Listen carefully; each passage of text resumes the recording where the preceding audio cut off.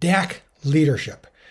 DAC leadership is a new way of thinking about leadership from an activity standpoint. It's not the role, it's not the actions or behaviors, it's not a personality, it's not the relationship, it's the things, the core things that a leader must do to be successful in a leader role.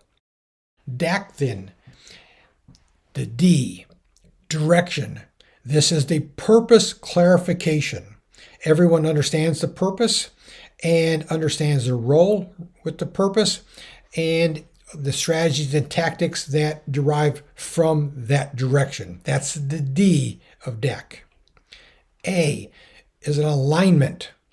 This is aligning the purpose across the organization for task integration.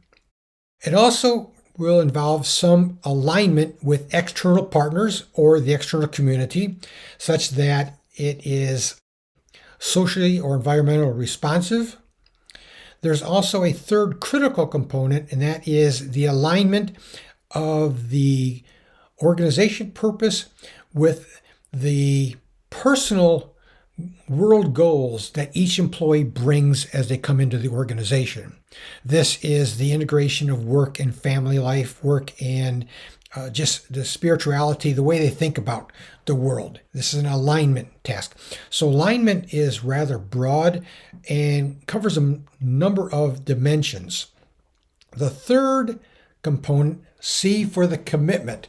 This is really the motivation of the employee, the engagement of the employees.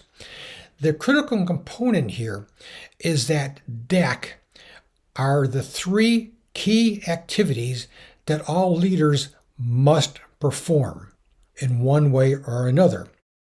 But going further, this is an umbrella model of leadership in that all leaders, regardless of the leader model you may choose to use, has to do these three individual activities.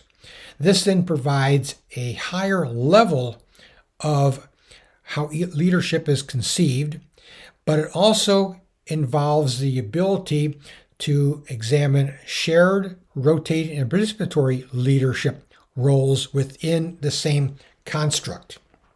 But it goes further than this.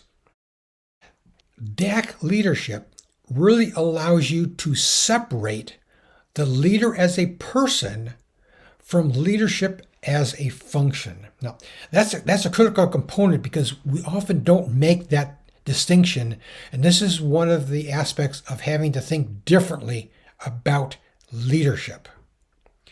If leadership is the execution of three critical activities, how they carried out may be by a leader as a person or alternate ways of accomplishing those activities. This is a broader way of thinking about leadership. Now, this is not new. Much of what Reg and I often talk about is not new. This goes back to 2008 as a framework. But what is new is the impact that COVID has had on how we view organizations, how we view leadership of those organizations. This is opening new doors to rethinking the organization's leadership and change.